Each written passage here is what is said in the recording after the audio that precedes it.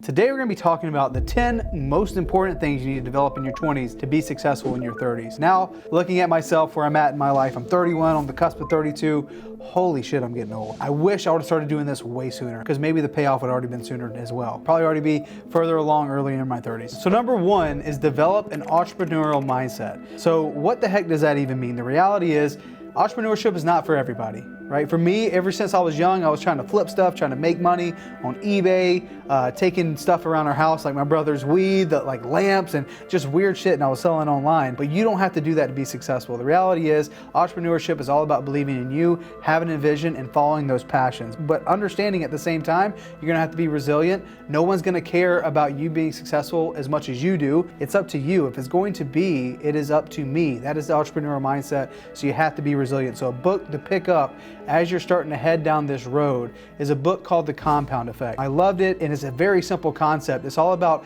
stacking wins. It's all about doing what's necessary today, even when you don't feel like it. And naturally what starts to happen, you start building momentum. Number two, master financial intelligence. It's not about how much money you can make, it's about how much money you keep. I wish back in my early 20s that I kept a better track of my budget. There's one thing that I'll never get back in my life, and that's time, right? Investing my money early on, using the compound effect of money is a game changer. If you start, you looking at some of these charts, if you start investing when you're like 20, and if I took the same amount of money investing when I was 20 and I just did it every single month, even if it was like $10, $15, $20, I'm gonna earn way more money in interest over my lifetime rather than investing double the money when I'm 30. So there's a book that changed my life. It was from T. Harv Eker called Secrets of the Millionaire Mind. In that book, he has his jar system. And basically it teaches you how to allocate your money. So when you make something, you know what to put aside for taxes, you know what to put aside for expenses, you know what to put aside for education. It started to teach me that, man, no matter how much money I make, whether that be $5 or $1 million, I gotta learn how to manage that money. And if I use that jar system, I was able to allocate it. There's another book called The Psychology of Money. Highly recommend picking it up, because both of those books combined is a reason why I can look at my bank account now and not freak out. Number three, expand your tribe. What we mean by this is start hanging around people that want to do cool shit. Start hanging around people that want to do more in their life. Start hanging around people that want more for themselves. And the reality is, like, maybe I could have never dreamed to be where I'm at today. And I'm starting to hang around more people that are even more successful than I could have ever imagined. I start to see, like, holy crap, I want that too. And now I see that it's possible for my friends, then I know it's possible for me. Well, if I would have kept hanging around people that didn't want anything from their life and they were just okay with being okay, and look, that's fine. I still hang out with them at family barbecues and reunions and stuff, but I don't spend all my time there, right? How likely is it for me to be successful in business if my closest friends are millionaires? In fact, it almost makes it pretty damn automatic. If you surround yourself by great people, you're gonna become great too, or maybe even better. And a book that I highly recommend if you're fearful of hanging out with people, or if you're like, I get really nervous when I'm surrounded by successful people, there's an amazing book. It's called How to Win Friends and Influence People. Has helped me understand, guys, we're all people, right? And there's a right way to do these things and there's a wrong way to do it. So highly recommend picking up that book as you start to expand your tribe. Okay, number four, fearless risk taking.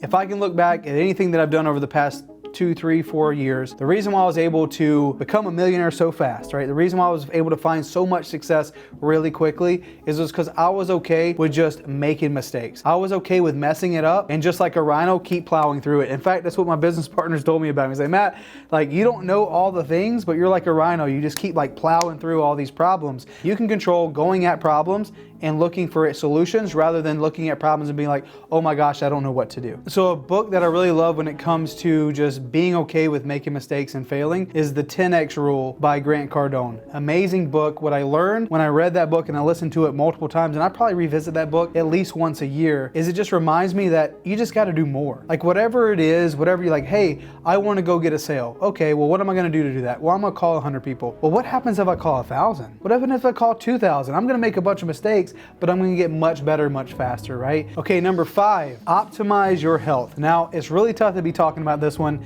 now being overweight and 31 years old. Guys, I started working out when I was 13. I was a personal trainer all the way up till the time I was 27. I was in fantastic shape.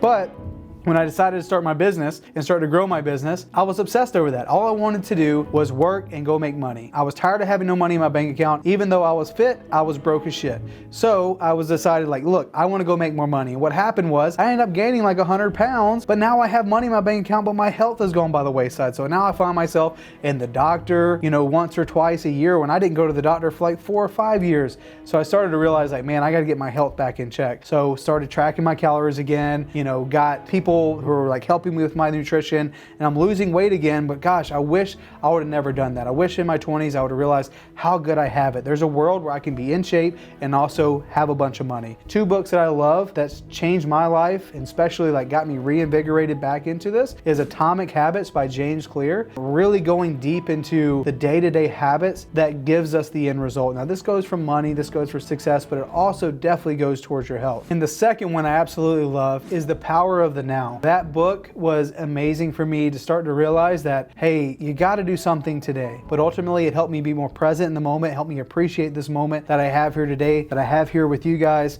but most importantly, to do something about it. Number 6, find a mentor. Nothing accelerates success as fast as finding someone who's already done the thing that you want to do. There's different areas of your life that you need to improve, or maybe you feel like you need to improve. For me, I have 4 different areas, right? You have your head, your heart, your health, and your habits. I have a different coach for each one of those things, right? You can do this from free means, you can do this from paid means. You don't have to always pay someone. You can buy a book. You could join a Facebook group. You can join your local meetup, right? There's entrepreneur meetups all around the country. But at the end of the day, when you're ready to shorten your learning curve, you need to be surrounded by people that are doing the things you want to do. So if you're in real estate, we have a group. It's called No Fluff Real Estate with Matt Beard. That's what it's all about. You're surrounding yourself with like-minded people that are doing the things that you want to do. We love to have you. Number 7, cultivate unshakable discipline. Now, it's tough to always show up when you don't want to. It's tough to do the things when you don't feel like doing it. Everyone else is pretty mediocre. I'm gonna be honest with you. I haven't done anything magical to get to where I'm going, and I know the people at the next level, they're not doing anything crazy other than consistently showing up and doing what they're fashioned to do and doing what they're supposed to do. You'll be surprised by how much you can achieve